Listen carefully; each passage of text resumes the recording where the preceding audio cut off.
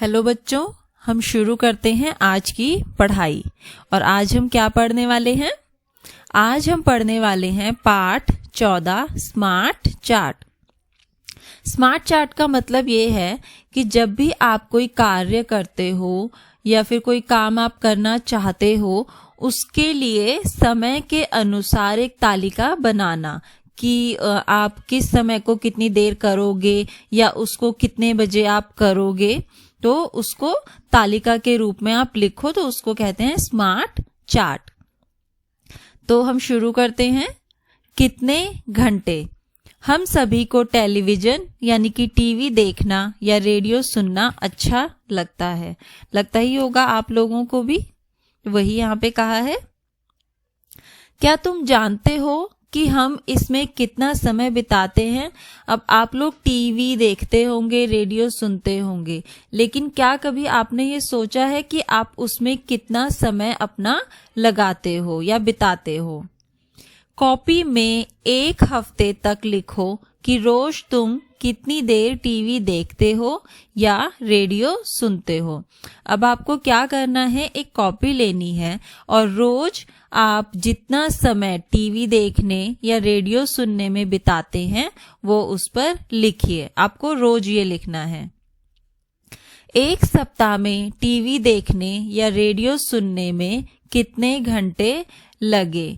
तो आप जितना समय बिताते हो या लगाते हो, आपको वो यहाँ पर लिखना है। लेकिन मैं अंदाजे से यहाँ पर लिख देती हूँ कि हमने एक सप्ताह में टीवी देखने में कितना समय लगाया।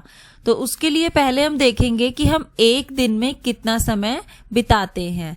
तो हमने अंदाजा लगाया कि हम 1 घंटा रोज टीवी देखते हैं या फिर रेडियो सुनते हैं।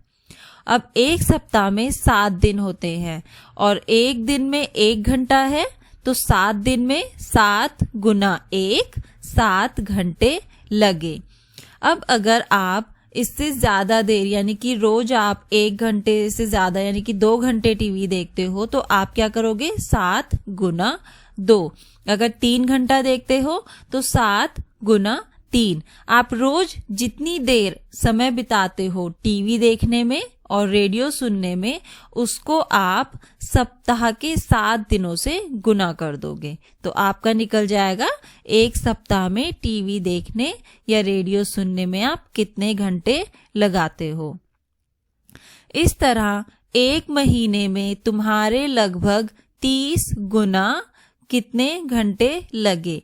अब हमने यहाँ पे लिया है कि हम रोज 1 घंटा टीवी देखते हैं या रेडियो सुनते हैं, तो हमें पूछा है महीने में कितने लगेंगे। तो 30 यहाँ पर इसीलिए लिखा है क्योंकि महीने में 30 दिन होते हैं। और हमने कहा कि हम 1 घंटा डेली टीवी देखते हैं और रेडियो सुनते हैं, तो 30 गुना 1 बराबर में 30 घंटे लगे। अब है अगला कार्य।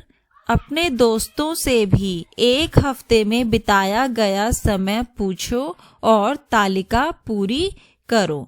अब आपके जो दोस्त हैं या फिर आपकी जो कक्षा के जितने भी बच्चे हैं, आप उनके साथ एक तालिका बनाओ यहाँ पर, और उसमें उन्होंने एक हफ्ते में टीवी देखने या रेडियो सुनने में कितना समय लगाया वो आप यहाँ पर लिखो। तो देखो तालिका में 2 आपको कॉलम दिए हैं।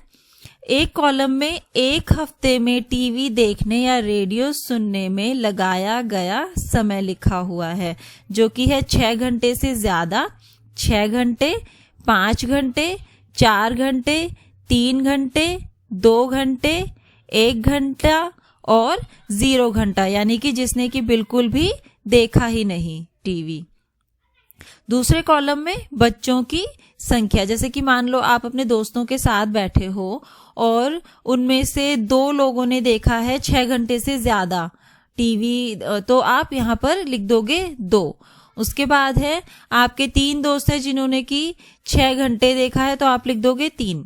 तो मैं यहाँ पे आपको उदाहरण के लिए संख्याएं बता रही हूँ, लेकिन या तो आप इसको यही लिख सकते हो या फिर अपने दोस्तों के साथ बैठकर जो आपके दोस्तों की संख्या होगी वो आप यहाँ पर लिख सकते हो। तो मैं लिखती हूँ 6 घंटे से ज्यादा में बच्चों की संख्या 5, 6 घंटे में 7, 5 घंटे में 4, 4 घंटे में 10, 3 घंटे में 12, 2 घंटे में 15, 1 घंटे में 8 और 0 घंटा यानी कि नहीं देखने वाले जो बच्चे थे उनमें मैंने लिखी संख्या 1। अब यहाँ पर देखो एक सवाल हमें पूछा है कि मैं 24 घंटे टीवी देखती हूँ, यह मेरे लिए अच्छा है या बुरा। तो आप सभी को पता भी होगा और मैं भी आपको ये बताना चाहती हूँ कि 24 घंटे टीवी देखना अच्छी बात नहीं है। अच्छा क्यों नहीं है? क्योंकि इससे सबसे पहले आपकी आंखों पर बुरा असर पड़ेगा, क्योंकि आपकी जो आंखें हैं वो कमजोर हो जाएंगी, आपको दिखाई देने में भी दिक्कत होगी, आप अच्छे से लिख नहीं पाओगे, पढ़ नहीं पाओगे, आपको कम दिखना शुरू हो जाएगा। दूसरा इसलिए अच्छा नहीं है क्योंकि अगर आप 24 घंटे यानी कि पूरा दिन टीवी ही देखोगे तो आपके जो बाकी के कार्य हैं यानी कि खाना खाना और पढ़ाई करना, खेलना, कुछ भी कार्य है उसके लिए आपको समय नहीं मिलेगा। तो हमने देखा कि 24 घंटे यानी कि हर वक्त पूरे दिन टीवी देखना अच्छा नहीं है। अब है अगला कार्य, तालिका से मालूम करो। टीवी देखने, रेडियो सुनने में कितने बच्चे एक हफ्ते में 6 घंटे से ज्यादा समय बिताते हैं? तो मैं अपनी तालिका के अनुसार जो मैंने संख्याएं दी है मैं उसके अनुसार जवाब दूंगी। अगर आपकी तालिका में बच्चों की अलग संख्याएं हैं तो आप उस तालिका के अनुसार ही जवाब लिखेंगे। तो यहाँ पे पूछा है कि कितने बच्चे एक हफ्ते में 6 घंटे से ज्यादा समय बिताते हैं। तो हमने देखा कि 5 बच्चे 6 घंटे से ज्यादा समय बिताते हैं। फिर पूछा है कितने बच्चे बिल्कुल भी समय नहीं बिताते।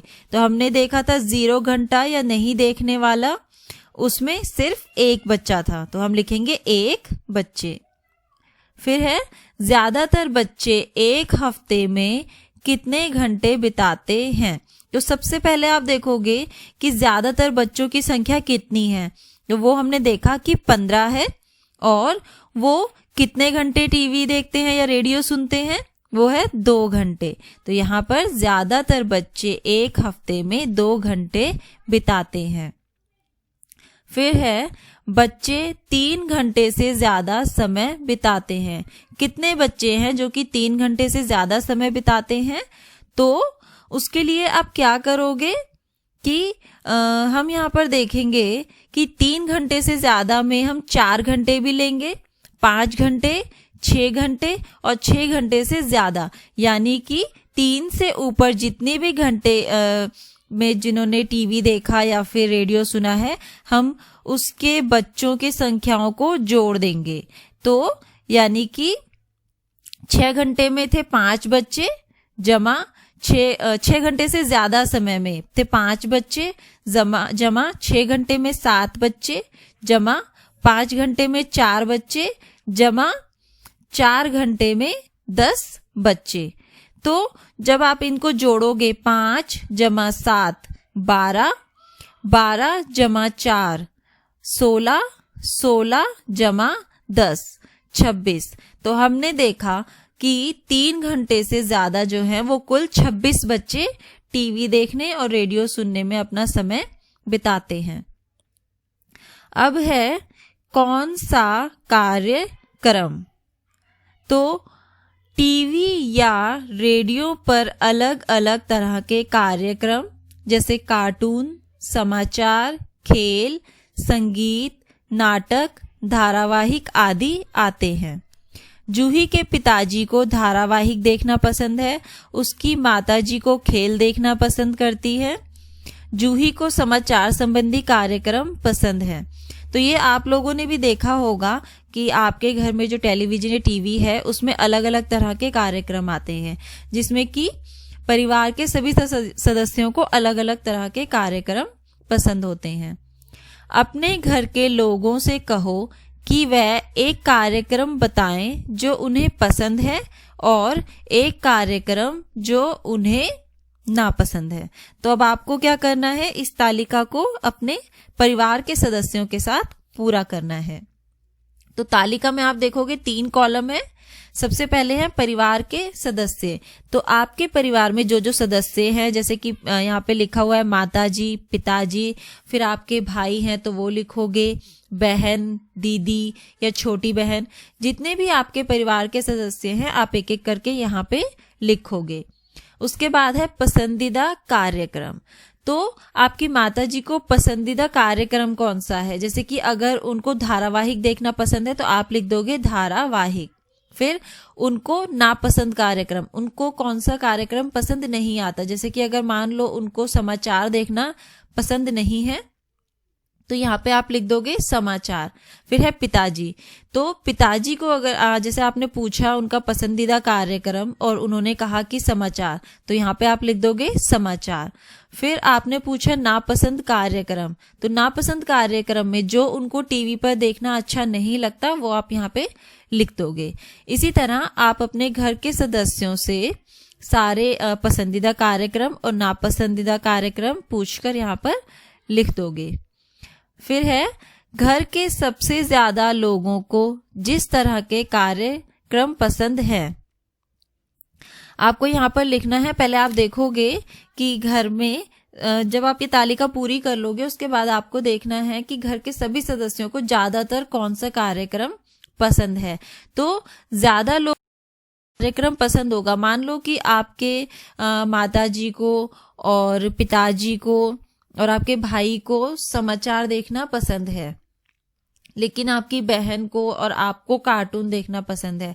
तो हमने देखा कि 3 लोगों को यहाँ पर समाचार कार्यक्रम पसंद है, तो इसका मतलब हुआ कि ज्यादा लोगों को समाचार कार्यक्रम पसंद है।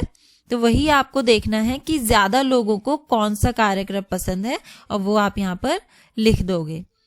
फिर है सबसे ज्यादा लोगों को जिस तरह का कार्यक्रम नापसंद है।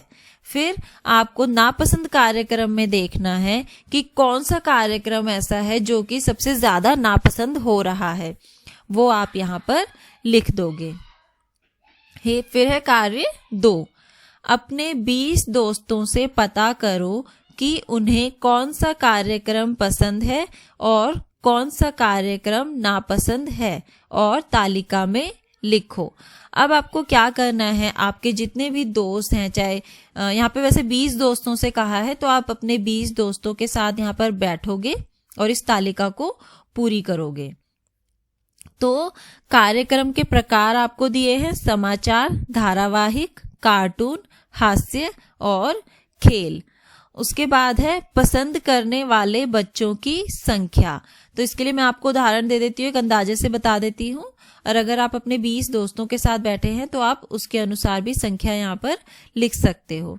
तो मैंने पसंद करने वाले बच्चों की संख्या में समाचार जो जिनको पसंद है बच्चों को उनकी संख्या है 3, धारावाहिक जिन बच्चों को पसंद है वो है 5, कार्टून जिन बच्चों को पसंद है वह है 20, फिर हास्य जो बच्चों को पसंद है वो है 14 और खेल जो पसंद है बच्चों को वो है 18 बच्चे। फिर हमें अब इन्हीं कार्यक्रम को जो बच्चे नहीं पसंद करते उनकी संख्या लिखनी है। तो धारावाहिक के लिए हम लिखेंगे 17, यानी कि 17 बच्चे ऐसे हैं जो कि समाचार देखना पसंद नहीं करते। फिर है धारावाहिक, तो धारावाहिक के लिए हम लिखेंगे 15, कार्टून के लिए लिखेंगे हम 1, हास्य के लिए लिखेंगे हम 6 और खेल के लिए लिखेंगे हम 2। तो इस तरह हमने अपनी तालिका पूरी कर ली। अब तालिका से जुड़े सवालों का हमें जवाब देना है। कौन सा कार्यक्रम सबसे ज्यादा बच्चों को पसंद है? तो अब हमें यहाँ पे पसंद करने वाले बच्चों की संख्या में देखना होगा कि सबसे ज्यादा बच्चे कितने हैं यहाँ पर। तो उनकी संख्या हमने देखी कि वो 20 है। अब आपको देखना है कि 20 कौन से कार्यक्रम में है, तो वो है कार्टून में। तो इसका मतलब कार्टून कार्यक्रम सबसे ज्यादा बच्चों को पसंद है। फिर है कौन सा कार्यक्रम सबसे कम बच्चों को नापसंद है। तो यहाँ पे आप देखोगे कि आप सबसे पहले तो नापसंद करने वाले बच्चों की संख्या में देखोगे कि सबसे कम संख्या कहाँ पर है, सबसे कम संख्या कितनी है। तो हमने देखा कि सबसे कम संख्या है 1, और वो कौन से कार्यक्रम में है, वो कार्टून में है। तो आपको पता ही है वैसे भी कि कार्टून अधिकतर बच्चों को पसंद होता है, बहुत ही कम बच्चे होते हैं जिन्हें कि कार्टून नहीं पसंद होता। तो यहाँ पे भी हमने देखा कि कार्टून कार्यक्रम सबसे कम बच्चों को नापसंद है। फिर है कितने बच्चों को खेल संबंधी कार्यक्रम पसंद है। तो हमने देखा था, यहाँ पे हमने संख्या लिखी थी 18, यानी कि खेल को जो है खेल संबंधी कार्यक्रम वो 18 बच्चों को पसंद है। फिर है क्या कोई ऐसा कार्यक्रम भी है जिसे कोई भी पसंद नहीं करता। तो अभी हमने देखा कि यहाँ पर जो मैंने आपको संख्याएं दी है उसमें तो कोई भी ऐसा नहीं है जो कि मतलब सभी बच्चों को, मतलब कुछ ना कुछ संख्याएं हैं जिन्हें कि सारे कार्यक्रम पसंद है। किसी भी कार्यक्रम में 0 की पसंद करने वाले बच्चों में 0 संख्या नहीं है, मतलब चाहे कम बच्चों को चाहे ज्यादा बच्चों को, लेकिन सभी कार्यक्रम पसंद हैं। लेकिन अगर आपके दोस्तों में कोई ऐसा कार्यक्रम है जिसमें कि 0 संख्या हो, जो कि किसी भी बच्चे को पसंद नहीं है, तो आप यहाँ पर लिख सकते हो। तो मेरे हिसाब से तो मेरी तालिका के अनुसार ऐसा कोई भी कार्यक्रम नहीं है। अगर आपकी तालिका के अनुसार हो तो आपको यहाँ पे उस कार्यक्रम का नाम लिखना है। फिर है कौन है मेरा मित्र। एक मेरा दोस्त है, रहता मेरे साथ, साथ देता हमेशा, दिन हो या रात। मैं भागूं तो वह भी सरपट भागे, कभी मैं आगे तो कभी वह आगे। होता जब अंधेरा वह देता ना दिखाई, कौन है मेरा दोस्त यह बूझो तो, बूझो देखे भाई। अब आपको ये एक यहाँ पर कविता दी है, उसके बाद आपको कार्य दिया है कि कविता को ध्यान से पढ़ो और नीचे लिखे प्रश्नों के उत्तर दो। तो क प्रश्न है, कविता में कौन सा शब्द सबसे ज्यादा बार आया है। तो आपको यहाँ पर शब्द बताना है कि कौन सा शब्द है। पूरी कविता को आप ध्यान से पढ़ेंगे, उसके बाद आप देखेंगे कि कौन सा शब्द इसमें सबसे ज्यादा इस्तेमाल हुआ है। तो मैंने देखा यहाँ पर मेरा और मैं हम एक ही के लिए यूज करते हैं, यानी कि मैं अपने लिए ही मेरा शब्द भी यूज करूंगी और मैं शब्द भी यूज करूंगी। तो हम यहाँ पे लिख सकते हैं मैं और मेरा। फिर है किस अक्षर का प्रयोग सबसे ज्यादा हुआ है। तो अभी पहले तो हमने शब्द की बात करी थी, अब है अक्षर की बारी। तो अक्षर के लिए आप या तो पहले आप पूरी एक पूरा क से अ से लेके ज्ञ तक पूरी एक तालिका के अनुसार एक क ख ग पूरा लिख कर फिर उनकी संख्याएं लिख के कर सकते हो, या फिर आप कविता में ही देखकर कि कौन सा अक्षर कितनी बार इस्तेमाल हुआ है वो आप यहाँ पर लिख सकते हो।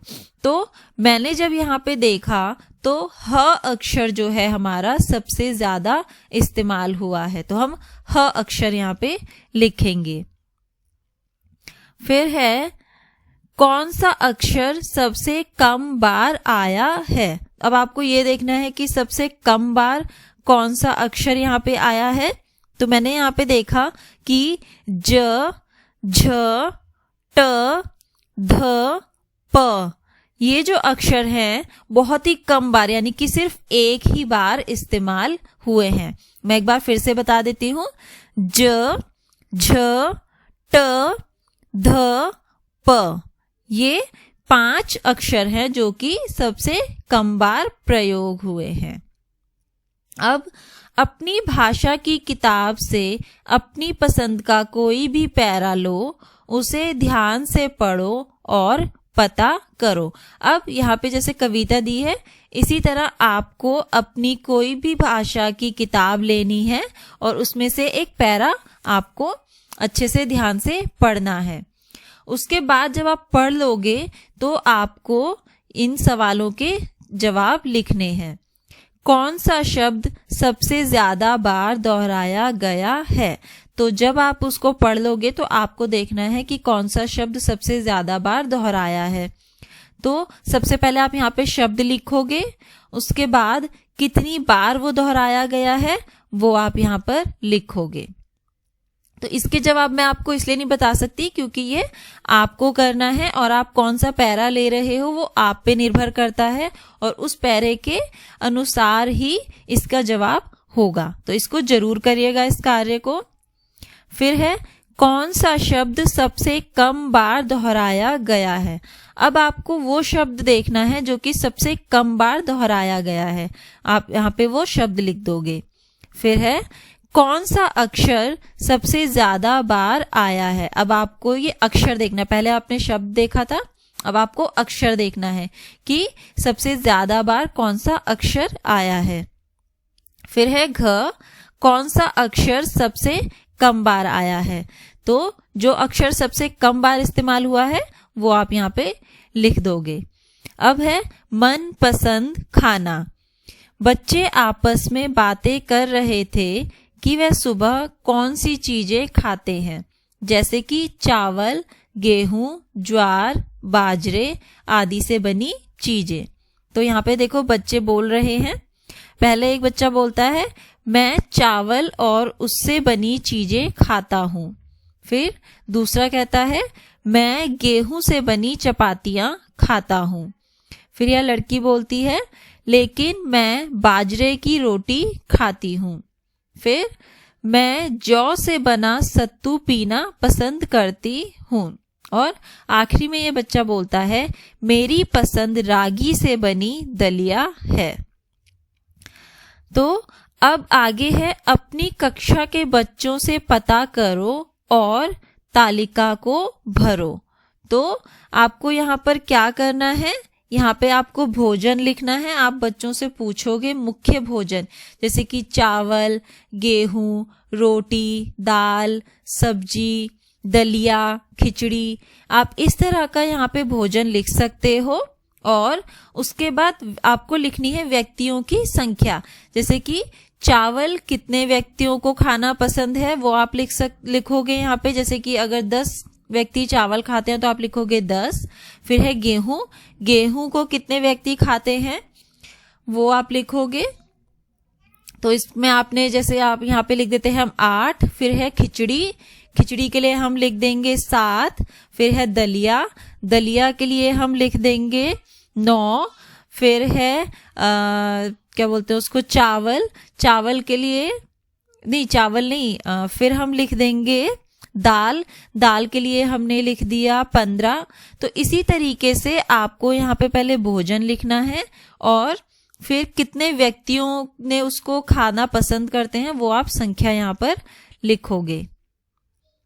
फिर ऊपर तालिका के अनुसार नीचे कुछ सवाल दिए हैं, उसका आप जवाब लिखोगे। तो जैसे कि यहाँ पे सबसे पहले पूछा है ज्यादातर लोग किस भोजन को पसंद करते हैं।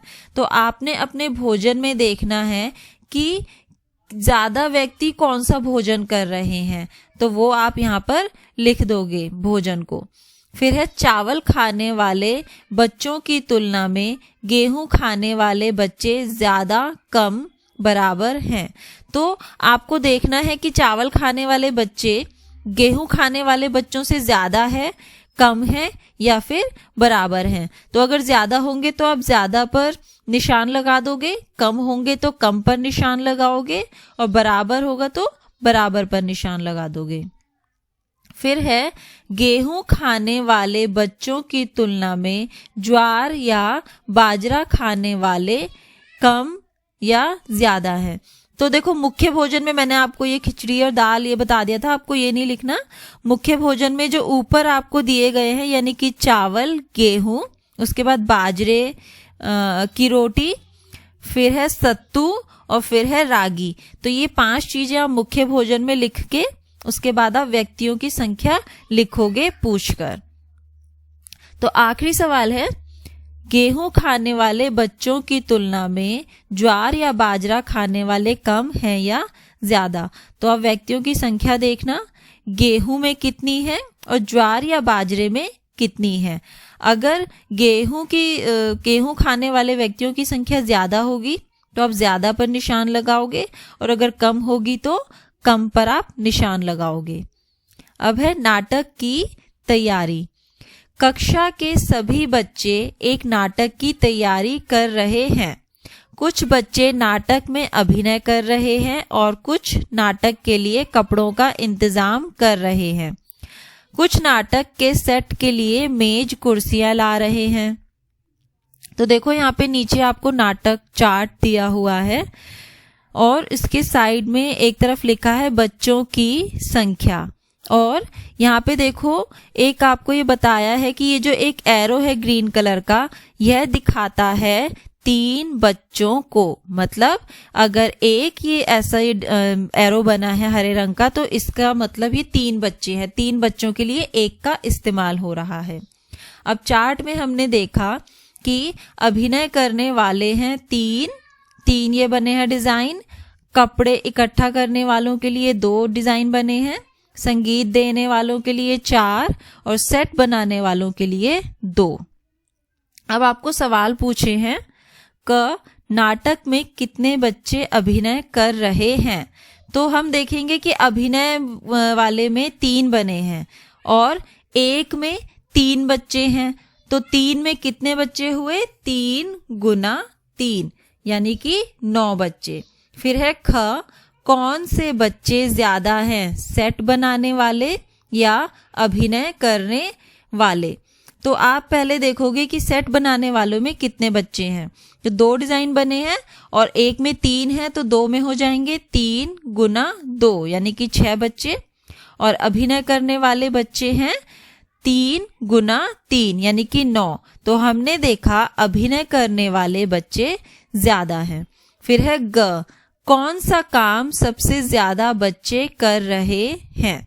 तो सबसे पहले हम देखेंगे कि अभिनय कितने बच्चे कर रहे हैं। अभिनय कर रहे हैं 9 बच्चे। फिर कपड़े इकट्ठा कितने बच्चे कर रहे हैं। एक जो ये त्रिभुज है, एक त्रिभुज का मतलब है 3 बच्चे, तो 2 त्रिभुज का मतलब हुआ 3 गुना 2 यानी कि 6 बच्चे। फिर संगीत देने वाले बच्चों को हम गिनेंगे तो यहाँ पे आप देखोगे 1 2 3 4 त्रिभुज है और एक त्रिभुज में है 3 बच्चे, तो 4 गुना 3 यानी कि 12 बच्चे। और सेट बनाने वाले हैं 2 त्रिभुज है और एक त्रिभुज में 3 बच्चे हैं, तो 2 गुना 3 यानी कि 6 बच्चे। तो हमने देखा कि संगीत देने वाला काम जो है वो सबसे ज्यादा बच्चे कर रहे हैं यानी कि 12 बच्चे। कितने बच्चे कपड़ों को इकट्ठा कर रहे हैं। तो यहाँ पे 2 त्रिभुज हैं, एक त्रिभुज में 3 बच्चे, तो 2 त्रिभुज में हो गए 6 बच्चे। तो यहाँ पर 6 बच्चे कपड़ों को इकट्ठा कर रहे हैं। अब है किसका सिर सबसे बड़ा है। रद्दी कागज की लंबी पट्टियां काट लो। देखो यहाँ पे आपको एक कागज दिखाया है और ऐसे लाइनें खींची हैं, तो इसी तरीके से आपको क्या करना है, लंबी लंबी पट्टियां काटनी है। एक एक पट्टी अपने हर दोस्त को दे दो। अब एक पट्टी अपने सिर के चारों तरफ लपेट लो और बाकी बची पट्टी को फाड़ दो। एक बड़े कागज पर एक लाइन में इनको चिपका दो। तो आपको क्या करना है, एक बड़ी सी पट्टी लेनी है, उसके बाद आपने अपने सर पर उसको लपेटना है। जितनी पट्टी बच जाएगी उसको आप फाड़ दोगे और फिर उसको आप उस लाइन में चिपका दोगे। एक बड़े कागज पर एक लाइन में उसको चिपका दोगे और अपने दोस्तों से भी आपको यही करने को बोलना है। तो कुछ बच्चों ने अपनी पट्टियों को चिपकाकर इस तरह का चार्ट बनाया। तो देखो यहाँ पे है, जैसे ये 5 दोस्त हैं, इन्होंने अपने सर पर पट्टी लपेटी और जितनी बची थी वो फाड़ दी। तो यहाँ पे देखो ये बनी हुई है पट्टियां। फिर आपका चार्ट भी इसी तरीके का होना चाहिए। तुम्हारा चार्ट भी कुछ ऐसा ही दिखना चाहिए। स्केल का उपयोग करके अपने चार्ट से मालूम करो। अब आपको क्या करना है, आप एक स्केल लेंगे और उससे आपको मालूम करना है सबसे लंबे कागज की पट्टी की कुल लंबाई कितने सेंटीमीटर है। तो आपने जो अपने और अपने दोस्तों के सर के बराबर की पट्टियां चिपकाई हैं, उसमें आपको देखना है जो सबसे लंबी पट्टी है वो कितने सेंटीमीटर की है, और आप उसको कैसे नापोगे, एक स्केल की मदद से। जैसे ये देखो ऊपर जो चार्ट बना है इसमें हमने देखा जो मधु है उसकी पट्टी सबसे लंबी है। तो इसी तरह आपकी तालिका, आपके चार्ट में भी किसी की होगी सबसे लंबी, उसको आप नापोगे और वो कितने सेंटीमीटर है वो यहाँ पर लिख दोगे। इसलिए सबसे बड़ा सिर किसका होगा, तो जिसकी सबसे लंबी पट्टी होगी उसका नाम आप यहाँ पर लिख दोगे, उसी का सिर सबसे बड़ा होगा। फिर है सबसे छोटी कागज की पट्टी कितने सेंटीमीटर है। अब जिस तरह आपने सबसे बड़ी पट्टी को नापा है उसी तरह आप सबसे छोटी पट्टी को भी नापोगे और वो कितनी सेंटीमीटर है वो यहाँ पर आप लिख दोगे। यह सिर किसका है, अब आपको क्या यहाँ पे जिसका सिर है ये सबसे छोटा वो आप यहाँ पे लिख दोगे। अब आगे है चपाती चार्ट। एक स्कूल के सभी बच्चे अलग अलग गतिविधियों में भाग लेते हैं। यहाँ पे देखो बहुत सारे बच्चे हैं जो कि अलग अलग गतिविधियों में भाग ले रहे हैं। एक है खेल संबंधी, फिर है बाग बगीचा मंडली, फिर है चित्रकला मंडली। तो दिया गया चपाती चार्ट अलग अलग मंडलियों में बच्चों की संख्या दिखाता है। तो ये देखो ये चपाती चार्ट आपको यहाँ पे दिया है जिसमें कि खेल मंडली दिखाई गई है, जिसमें एक आधा आपकी जो चपाती यानी कि जो पूरा गोल वृत्त है इसमें दिखाया है कि आधे वृत्त जो बच्चे हैं वो खेल मंडली में हैं। फिर आधे का आधा जो है वो बाग बगीचा मंडली है और जो बाकी आधे का आधा है वह चित्रकला मंडली में है। अब आपको चार्ट से पता करना है। चार्ट से हमें पता चला कि कक्षा के आधे बच्चे खेल मंडली में भाग लेते हैं, जो कि मैंने अभी आपको ऊपर बताया है। फिर है 1/4 छात्र बाग बगीचा मंडली के सदस्य हैं, तो आपने ये भी देख लिया। फिर है 1/4 बच्चे चित्रकला मंडली के सदस्य हैं। अगर स्कूल में 200 छात्र हैं तो ऊपर चार्ट को देखकर हर मंडली में सदस्यों की संख्या बताओ। अब आपको कहा है कि अगर कुल छात्र 200 हैं तो आपको हर गतिविधि में कितने बच्चे हैं वो आपको यहाँ पर पता करके बताना है। खेल मंडली में कितने सदस्य हैं, तो आपको बताया है कि खेल मंडली में कक्षा के आधे बच्चे हैं, तो 200 का आधा कर दोगे आप, 200 गुना में 1/2। तो इसमें देखा हमने कि 100 सदस्य खेल मंडली में हैं। फिर है बाग बगीचा मंडली में कितने सदस्य हैं, तो अपने ऊपर ख में देखा कि बाग बगीचा मंडली में 1/4 छात्र हैं, तो अब आप 200 का 1/4 निकालोगे, 200 गुना 1/4। तो जब हमने इसको हल किया तो हमारे पास आए 50 सदस्य। फिर है चित्रकला मंडली में। चित्रकला मंडली में भी 1/4 बच्चे हैं, तो फिर से आप 200 का 1/4 निकालोगे, 200 गुना 1/4, जो कि फिर से आया 50 सदस्य। अब है बारिश में भीगना। बारिश में भीगना किसे पसंद है, तो सभी को बारिश में भीगना पसंद होता है। फिर है अपने दोस्तों से बातचीत करने के बाद एक बच्चे ने नीचे दिया गया चपाती चार्ट तैयार किया। अब यहाँ पे क्या करा, बच्चों ने जो है अपने दोस्तों से पहले बातचीत करी, उसके बाद एक चपाती चार्ट तैयार किया। जो बारिश में भीगना पसंद करते हैं और जो बारिश में भीगना पसंद नहीं करते। अब है चपाती चार्ट को देखो और बताओ। सवाल 1 है, कितने बच्चे बारिश में भीगना पसंद करते हैं। तो आपने देखा कि हमारा जो ये गोल आकार में एक वृत्त बना है, हम एक वृत्त को पहले 4 हिस्सों में बांट लेते हैं। अब हमने देखा कि 4 हिस्से के सिर्फ एक हिस्सा है जिसमें कि है बारिश में भीगना बच्चे पसंद नहीं करते, बाकी जो 3 हिस्से हैं वो हैं जो बच्चे बारिश में भीगना पसंद करते हैं। तो हमें अब यहाँ पे देखो नीचे बताया पूछा है कि कितने बच्चे बारिश में भीगना पसंद करते हैं, आधे, 1/4 या फिर 3/4। तो यहाँ पे हमने देखा कि 4 हिस्सों में से 3 हिस्सों के बच्चे बारिश में भीगना पसंद करते हैं, तो ये हो गया 3/4। अब हमें पूछा है कितने बच्चे बारिश में भीगना पसंद नहीं करते। तो 4 हिस्सों के सिर्फ एक हिस्से में से एक हिस्से के बच्चे हैं जो कि भीगना पसंद नहीं करते, तो ये हो जाएगा हमारा ख 1/4। अब है अगर कक्षा में बच्चों की संख्या 28 है तो उन बच्चों की संख्या बताओ जो बारिश में भीगना पसंद करते हैं। तो हमने देखा था कि जो बच्चे बारिश में भीगना पसंद करते हैं वो है 3/4। तो हम 28 का 3/4 निकालेंगे। कैसे निकालेंगे? 28 गुना 3/4। और जब हमने इसको हल किया तो हमारे पास आ गया 21 बच्चे। फिर है जो बारिश में भीगना पसंद नहीं करते। तो कितने बच्चे थे जो बारिश में भीगना पसंद नहीं करते? वह है 3/4। तो अब हम 28 संख्या का 3/4 निकालेंगे। 28 गुना 1/4 निकालेंगे। 28 गुना 1/4। तो जब हमने 28 का 1/4 निकाला तो संख्या आई 7 बच्चे। फिर है चाय, कॉफी या दूध। बच्चों से पूछा गया कि उन्हें सबसे ज्यादा क्या पसंद है, चाय, कॉफी या दूध। तो देखो यहाँ पे तालिका बनी है और इसमें 2 कॉलम बने हैं। एक तरफ है पीना पसंद है, दूध, कॉफी और चाय।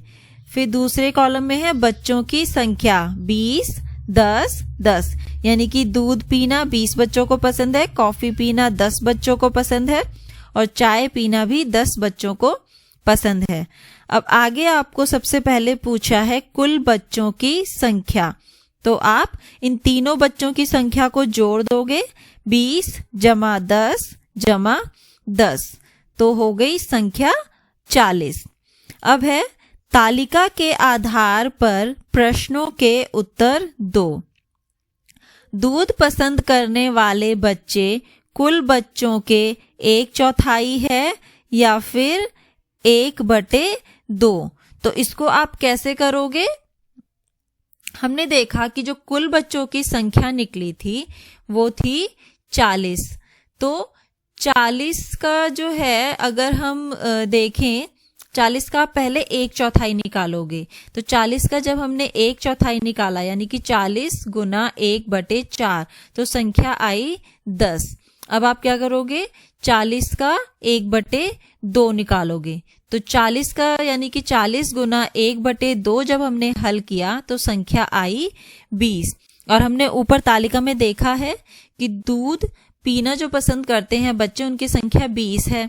तो इसका मतलब हुआ दूध पसंद करने वाले बच्चे कुल बच्चों के 1/2 हैं, यानी कि आधे हैं। अब है कॉफी पसंद करने वाले बच्चे कुल बच्चों के 1/4 हैं या फिर आधे, यानी कि 1/2 हैं। तो इसको भी आप ऐसे ही करोगे। आप पहले दोनों के लिए इसको हल करोगे, यानी कि 40 का 1/4 निकालोगे।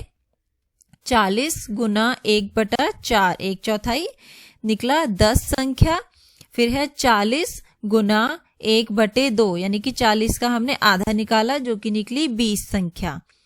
तो आप ऊपर तालिका में देखोगे कि कॉफी पीने वालों की संख्या जो है 10 है और 10 हमारी निकली है 1/4 यानी कि 1/4 हल करने पर। तो कॉफी पसंद करने वाले बच्चे कुल बच्चों के 1/4 मतलब 1/4 है। अब आखिरी कार्य है आपका, एक चपाती चाट बनाकर चाय, कॉफी और दूध पसंद करने वालों को दर्शाओ। तो आप क्या करोगे? सबसे पहले एक चपाती आकार बनाओगे, यानी कि एक गोल वृत्त बनाओगे।